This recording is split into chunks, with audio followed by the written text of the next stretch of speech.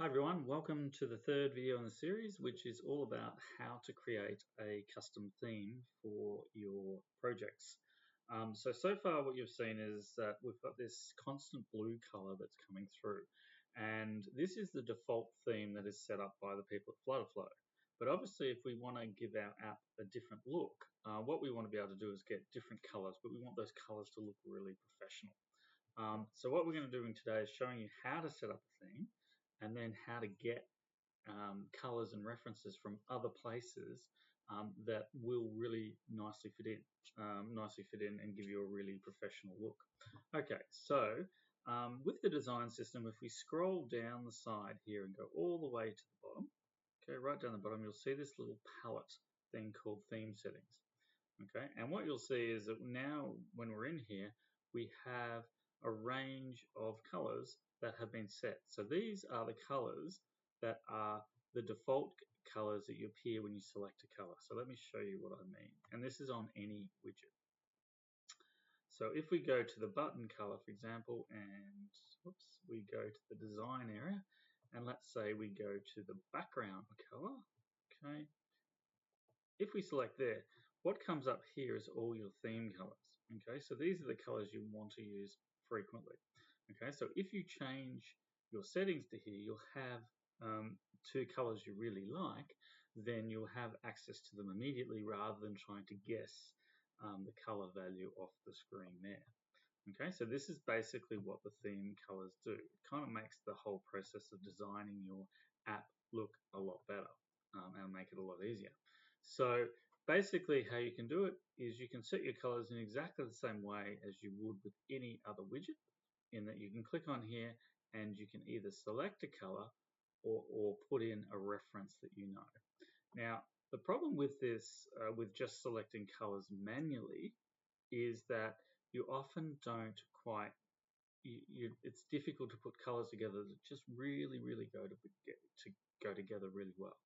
So I want to give you a couple of options here that allow you to really get color schemes that are really nicely done.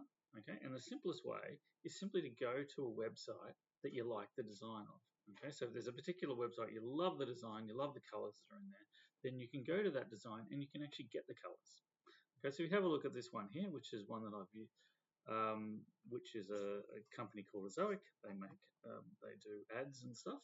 Okay, now we've got all these colors. So let's say we're interested in this green. We like how the gray goes together. That's got a nice bit of a background color. So you're generally liking the colors of the theme. Now you may hate these colors and you may find another website, but the process is the same. So what we can do, if we want to know that, we can actually go into the website. So if you right click on anywhere where there's blank space on the website, it can just about be anywhere as long as it's not a button or something like that where there's a difference. And what we can do is we can scroll down to the value inspect. Okay, so what inspect does is inspect takes you into some of the settings associated with this website, how it's been created and designed. So if there's a particular element, what you can do is you can say, oh, okay, I can scroll down here and you'll see there's nothing useful here. And then all of a sudden, here we go, here's a color. So this is a color reference for something on the website.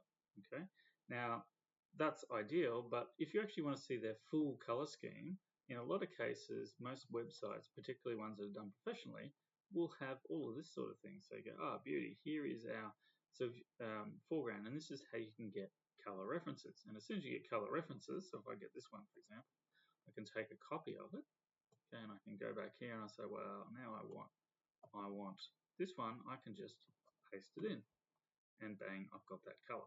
Okay, and that's how I can build up my color appearance. All right, so that's one easy way to do it.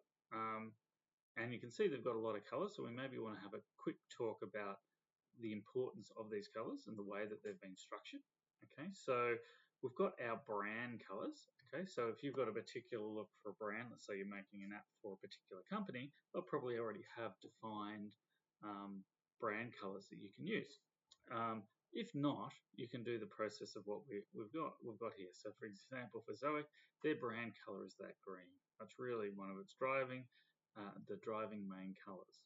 Okay, Now the second one is what's referred to as the utility color. So that's the utility, just means it's the colors for things like texts and backgrounds and all that sort of stuff. So you do need those sort of things a lot. And the other then you have accent colors and you have semantic colors. Now semantic colors are the colors that are usually associated with certain buttons and certain colors. So basically usually you're saying success or go will often be a green. Okay. If it's stop or there's a problem, it could be red, and yellow could be a warning, and then sometimes I'll have a different color, information. So I think for the Ezoic site, and they've recently changed it, there'll be somewhere in here will be, usually they have, no they don't have here, but usually they have a warning color or an information color. Usually it's something like that actually.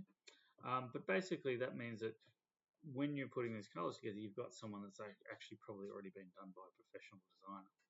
Okay. The second way you can get colors, if you really want to try stuff out, is there is a site called Cooler.co, and that is a great site for just generating lots of different color palettes that you can have a look at quickly and then decide whether you like them. So basically, you can see that you've got all of the colors here, and if we hit the spacebar, we just go through a whole heap of different color options. Okay, so you can see really quickly you've got a whole heap of color schemes till you find something that you like. Okay, and you can also, I think, explore, and you can have a look at some trending colors too. So that's another quick way. And once, if let's say you like that one, then you then have got all the references you need for the color picker. Great, we can paste them in and produce it.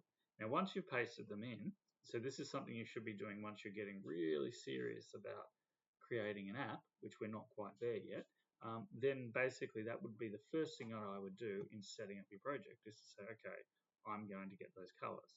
Okay, so that's how you create a theme. Now in addition to that, there's also a whole heap of font families that you can choose as well.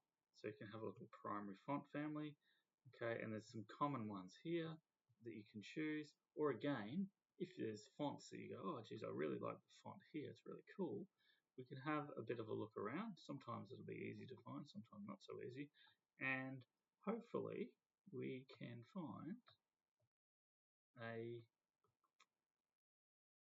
a reference to a color a font family.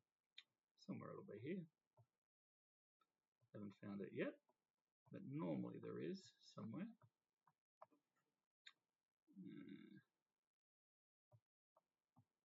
Let's see.